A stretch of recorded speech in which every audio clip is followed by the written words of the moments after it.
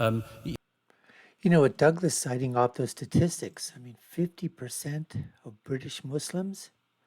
Now, I wish that we got a little bit more into the details of that poll. Are these, first generation, British born? It would be second generation. What are the different dynamics? But still, 50% of British Muslims want to make being gay a lockable offense. Uh, Look, everybody can have your opinion on that, or what in terms of what do you think about uh, the gay movement, gays in general, LGBTQ. Um, should it be called a marriage or should it be called civil union? You've got all those different questions, partnership, arrangement, whatever you want to call it. But the fact to make it a lockable offense, that's just absolutely absurd and delusional. And then the other poll that he's citing, where 50%, up to three quarters of the British Muslim population would not at least think about or turn in somebody that they knew was, going to commit some type of a terrorist plot. I just find those statistics just absolutely mind blowing. I mean, what if a lot of them target these Islamists? They target Muslim communities. So I don't know if it's that they're out of fear that they're saying that or scared. I mean, these polls are taken, on the phone or online or somehow. So nobody has to know. Um, Maybe, in public they say one thing, but in private they say something different. But still, folks, even if you cut those numbers down and you say, okay, that's too high, you know, 75%, you went down to 40%, to 50%, to 25%. Those are still huge, huge numbers. And you go, that's the thing. What happened to, good of country? What happened to the nation? What happened to patriotism? I mean, how is it that, terrorism, extremism is trumping patriotism? That just, unbelievable. And what Douglas is saying is that, yes, the politicians, maybe back then, but they know now, if you go back a few decades, they know what happens when you start bringing in huge numbers of migrants. But the problem is, most of these politicians, when they get into power and they get into the halls there where they're making these policies and making these laws, and then they get swayed, and then there's lobbyists, and then they're being told by everybody in the press and the liberal media and the academics and everybody that globalism is good, open borders is good, multiculturalism is great. Oh, don't worry, they'll assimilate. They'll assimilate, and even if it'll take them some time. Everybody else is assimilated, but they don't realize that there's certain populations that are out there that just will not assimilate and integrate. They just won't. Because the differences between their culture and the culture of Western European culture is so different.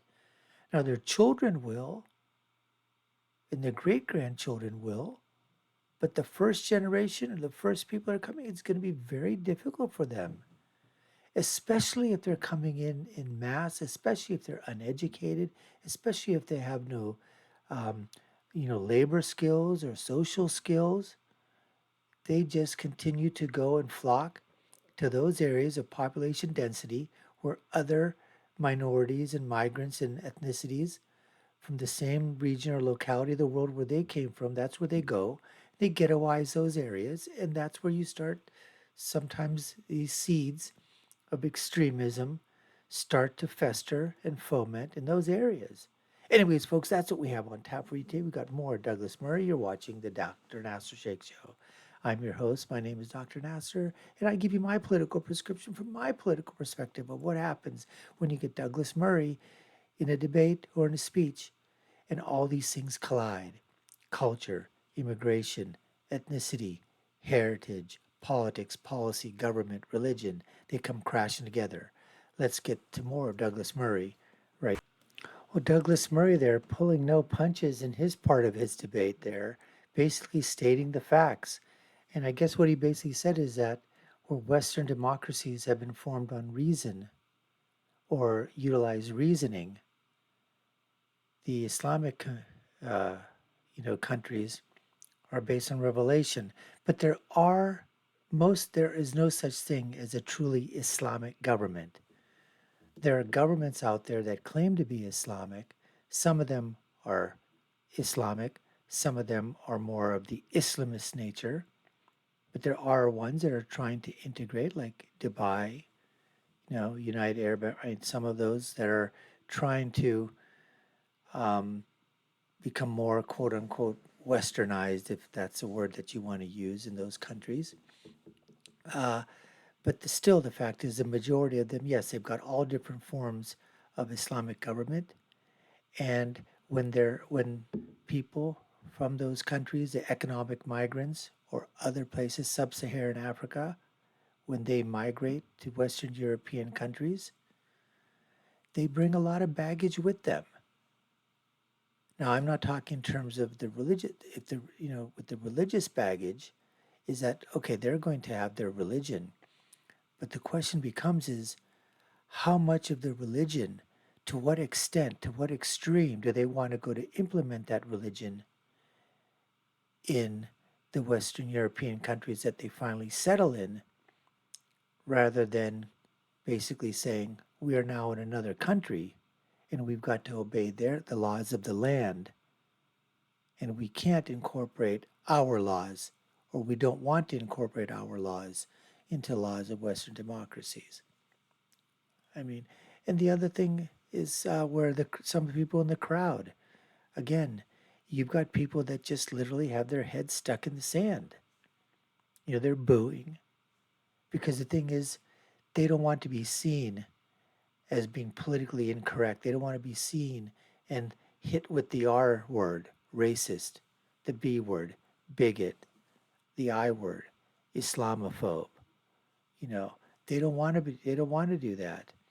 The virtue signal, it may not be affecting them because maybe they don't live in those populated areas, those areas that are now become colonized and ghettoized with economic and migrants, illegal immigrants. And so it doesn't affect them as much. So again, the elite class versus, the classes versus the masses, it all just boils down to that point, folks. If it doesn't affect you, then you can easily stand atop your perch and shout down to the crowd with your shining halo that you polished the night before and say, yeah, multiculturalism, globalism, open borders is great. It's like millionaires saying, we need to pay more taxes. Well, you can. No one's stopping you from paying more taxes, but it sounds good. So everybody at the bottom is going, hey, that millionaire up there, man, that's a good guy. He wants to pay more taxes. I like him. Yeah. And that guy has a whole slew of lawyers for all his businesses, trying to find every which way in which to screw the government out of the tax money that he owes to try to minimize that. It's all virtue signaling, folks. And all Douglas basically is pointing out is that if you want to have this conversation, you have to have an honest one with honest people sitting down at the table. And that's what it's going to take. If you can get those kind of people at the table to at least be honest about it with intellectual integrity, then you might decide what direction you want to go and how to proceed from there. Anyways, folks, we appreciate you taking the time to watch. You've been watching the Dr. Nasser Sheikh Show. I've been your host. My name is Dr. Nasser. If you haven't done so already, we'd love for you to subscribe to the channel, like, share, and follow. You all know what to do. Take a look at our links above and below. Love to share your comment in the comment section. My final thought is always, when you're right, you're right. And when you're left, you're wrong. Until next time, folks, take care and stay safe.